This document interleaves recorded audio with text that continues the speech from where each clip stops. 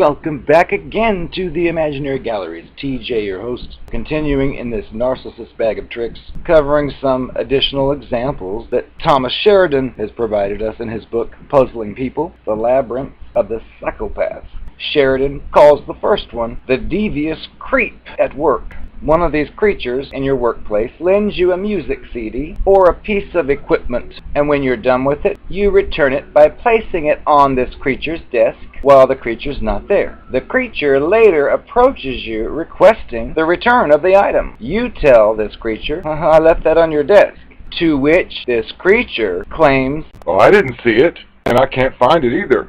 You go with them to their desk to show this creature exactly where you left it, and this creature, in full view of all the employees around, tries to imply, many times sarcastically, that you've stolen it, or that they will instead find the object broken, claiming that you did it. You cannot comprehend what you're hearing and begin to doubt your own memory of what really did happen, and if what you thought happened is actually accurate. You also feel that you've lost the trust of all the people in the office as a result. Then your work performance begins to deteriorate as you gain more self-doubt and confusion, not to mention a sense of guilt or shame enters your unconscious thoughts. The revisionist parent. Your parent, who may have abused and neglected you as a child, may say years later, when you're an adult and in front of other people, glibly claim that you were spoiled, treated like a little prince or princess when you were under their care. It will be stated in such a way that you are somehow not grateful for this or unaware of how lucky you were to have had such a wonderful parent. You have memories of none of that, and all you can recall is being deprived of the proper care necessary and parenting along with the long periods of abuse and neglect. Because have heard the story repeated on so many occasions growing up, younger members of the family may then begin to validate your creature's version of your own personal history. You then begin to wonder if you imagined all the abuse and all the neglect. Having no witnesses other than the psychopathic parent further compounds your self-doubt while validating the psychopath's lies and fabrications. These psychopathically abusive parents may even go on to champion themselves publicly as defenders of children's rights and welfare as their own abused child or children looks on in disbelief. The race card player. You're at a business meeting, having a relaxing break time banter with your peers, and you pass some innocent remark concerning the ethnic makeup of somebody that you all know. The creature will then remark something along the lines of, I didn't know you were a racist.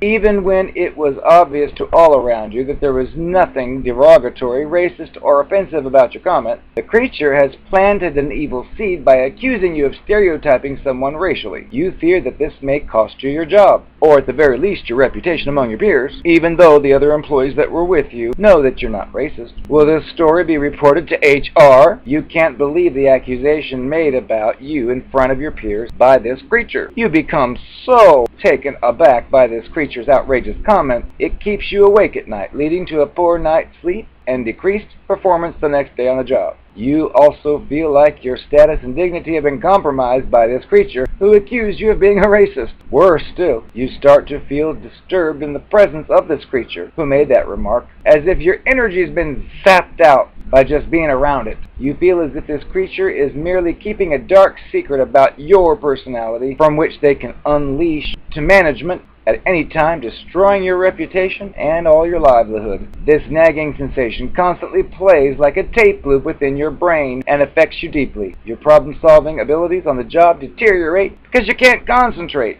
especially in the presence of this creature who made that remark. And your uneasiness and tension levels, while in their presence, simmer to a toxic boiling point. This creature knows this and is trying to get you to literally explode in a rage so they can then prove just how unstable you are. Look at him, look at that crazy person. They want you to explode so then they can add that you're unstable to their list of problems with you.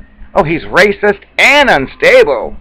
The devious discarder. You are a man in a relationship with a female creature who needs the romance to end very quickly, since she found a new enabler who's getting serious and wants to fully legitimize the relationship. This creature now wants you out of the way with as little fuss as possible while making sure you do not do anything to jeopardize the new target's relationship with the creature. Very likely, this creature will now be pregnant, or have the new target out shopping for an engagement ring and is expecting a marriage proposal very soon. So you'll have to be dumped in such a way that you do not get suspicious and discover what's really been going on. It's also vital for the new target on the verge of the marriage proposal to not discover that it's being worked too. He will also be assuming that he's the special one, or the beloved, just like you were at one time. It's also very likely that there are several other males operating under a similar illusion that this lady must dispose of very quickly. However, in classic psychopathic mode, in such a way that she can utilize them if need be in future. The sentiment, "We can always be friends,"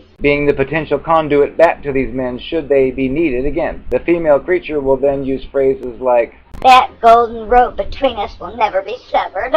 Upon being told by this female creature that she wants to end everything for some vague or cryptic reason, you stand your ground and demand answers regarding this change all of a sudden, this lightning bolt out of the blue. When you continue to press for answers, this creature may then try a diversionary remark about you not being there for them when a family member died. You could have been on the other side of the world during the event and could do nothing about it. But suddenly the nature of this discussion has changed and is no longer about why you're being dumped, but about you suddenly being put on the position of defending your own humanity. This creature will then attempt to divert you into apologizing to them, when the reality of the situation is this creature is capitalizing on the death of their own kin in order to make you feel like you're at fault for it. Ravaged with guilt, you can't comprehend that anybody could actually sink so low as to use the death of a family member as an excuse to shut you up. You have also been diverted from the real matter at hand, that this creature is disposing of you in a cold and casual manner in order to prey upon somebody new.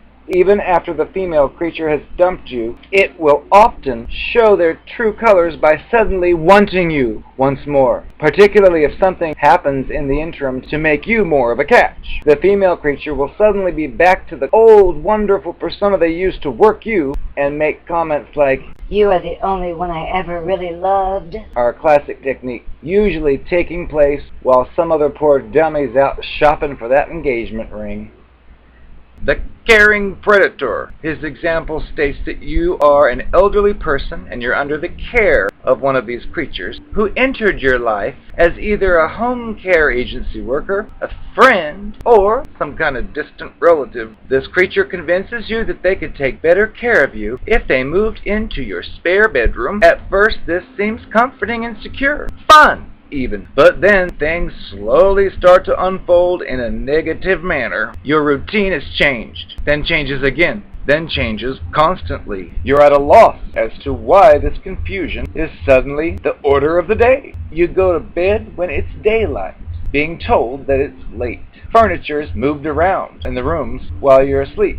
Photographs have been replaced in frames which once contained images of your family. You're watching a TV program and the person caring for you comes in and changes the channel. When you say, "Hey, I was watching that show," the creature claims the channel hasn't been changed and that you're still watching the same show you've been watching. You begin to wonder why your friends don't call anymore, and other care providers, such as cleaners, no longer come to your house anymore. Strangers of the opposite gender to the creature are coming and going to and from your home, and you are not even sure who these people are or why they're staying overnight. This creature tells you that they're going out for the evening, and you hear the front door shut, but later you hear banging and moving noises in the basement or in the attic, and are terrified that you're all alone in this house with an intruder. As an isolated elderly person, you just can't wait for that creature to come back to return and save you. Upon returning, the creature might make a comment that they believe you completely since they think the house is haunted. This creature then tells you that you'd be better off in a retirement home. In order to pay for this,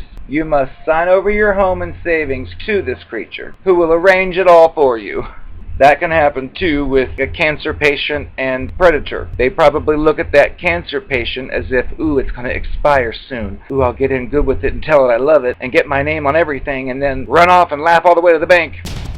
the protective overlords. You've been made to believe by the media and politicians that there's a certain ethnic or religious tradition that's behind all these terrible terrorist activities. This has resulted in the need for increased security for all. One day, you're waiting with your family to get on a flight, and you have to walk through a full body scanner, which reveals your nudity to the security staff, along with that of your wife and your 9-year-old daughter. Then you notice that two women dressed in the traditional religious wear of the so-called terrorist background, Muslim, they're allowed to bypass these machines.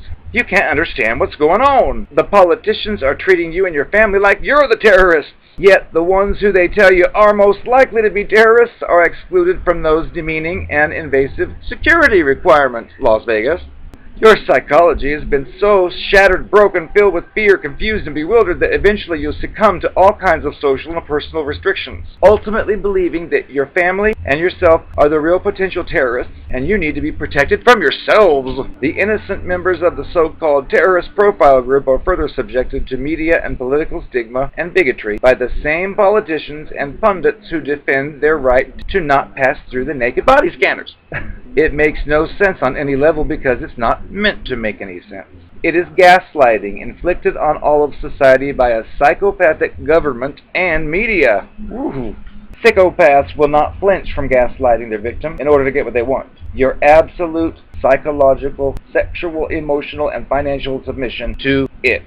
Upon gaining this domination, this creature will eventually discard you and walk away as if you never existed. You'll be left as a shattered husk of your former self, wondering who you are now and what happened to that person you used to be. But there's hope. The one thing they can never take from you is your spirit.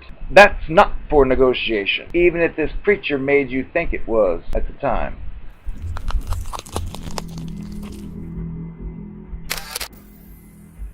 I am the Narcopath that you've been dreaming about.